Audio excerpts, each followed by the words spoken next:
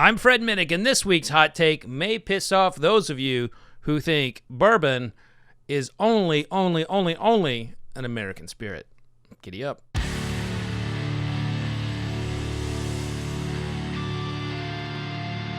So, bourbon is truly and genuinely a unique product of the United States. Now, that means that anybody who has a free trade agreement with us must adhere to the terms and standards and definitions of what is bourbon. Now, in some cases, the other countries will negotiate a different set of terms, such as Australia and New Zealand, which negotiated in their favor to have bourbon be bottled at 74 proof for tax purposes, even though the law in the United States says it cannot be bottled any lower than 80 proof. So New Zealand and Australia, if you want to get your 74 proof bourbon on, that's where you go. But what I said at the top is like bourbon is not genuinely 1,000% American. Like bourbon actually has an impact on other countries. The grains that are used in bourbon's mash bills, while the majority of the corn and the wheat come from the United States and usually within a 100-mile radius of the distilleries, rye especially is coming from other parts of the world. So you have rye coming from Germany and Finland that are playing a big role in the American whiskey that we drink today. And also, if you look at where the stills are coming from, while a vast majority of the stills are coming from Vendome in Kentucky, there are a number of stills coming from Europe and China. So you have metal being fabricated around the world just for bourbon here in the United States. So those two things right there, from the raw materials to the equipment that is used to make bourbon, you're seeing an economic impact. But most importantly, bourbon is owned by countries throughout the world. And this is one of the things that really sticks in the craw of those who have a kind of xenophobia around them. And I think this is a very short-sighted look into American whiskey. If you think that bourbon has to be made by a United States-owned company, here is the thing, is that United States companies, while great, shot bourbon into the ground in the 1960s and 70s. And it was the consumers of the United States that turned their back on bourbon. The consumers that helped bring bourbon back were the Japanese. In the 1980s and 1990s, the Japanese consumer base was drinking bourbon at such a high level that American companies were developing brands such as Blanton's and Booker's and Noah's Mill and brands like this to focus on the Japanese market. There was such a strong uptick in Japanese desire for bourbon that this was the growth that everybody in bourbon was looking for. Now, the Japanese market dropped. The Japanese market fell out, and so the bourbon distillers were kind of left for like, well, crap, what do we do?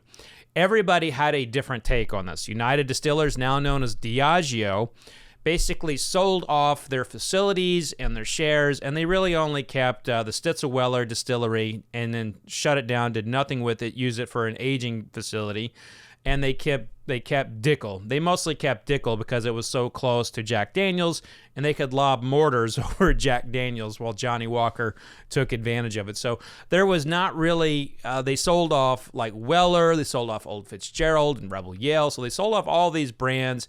They got rid of their facilities for the most part, and they just kind of moved on. Meanwhile, you saw an incredible shift in the ownership of American whiskey. In the last 25 years, we have seen Japanese companies come in and take over Four Roses and Jim Beam. So Jim Beam is now part of Beam Suntory. The Japanese also own Blanton's. And if you take a look at the other companies, an Italian company called Campari actually owns Wild Turkey. The United Kingdom-based company Diageo owns Bullet. And the French company Pernod Ricard, the former parent company of Wild Turkey, now owns Smooth Ambler and Rabbit Hole and has been actively pursuing more whiskey distillers in the United States. So when we take a look at bourbon being a unique product of the United States, it is truly the American spirit. It really is.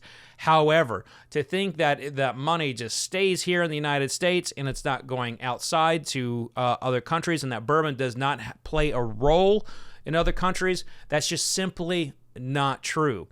And the parent companies that are running bourbon today have a bigger say than the actual distilling facilities do.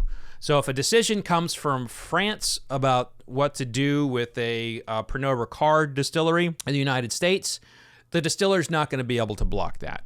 If a decision comes in from Italy on Campari's Wild Turkey, the Russell family, while they have a lot of clout, they're not going to be able to block that.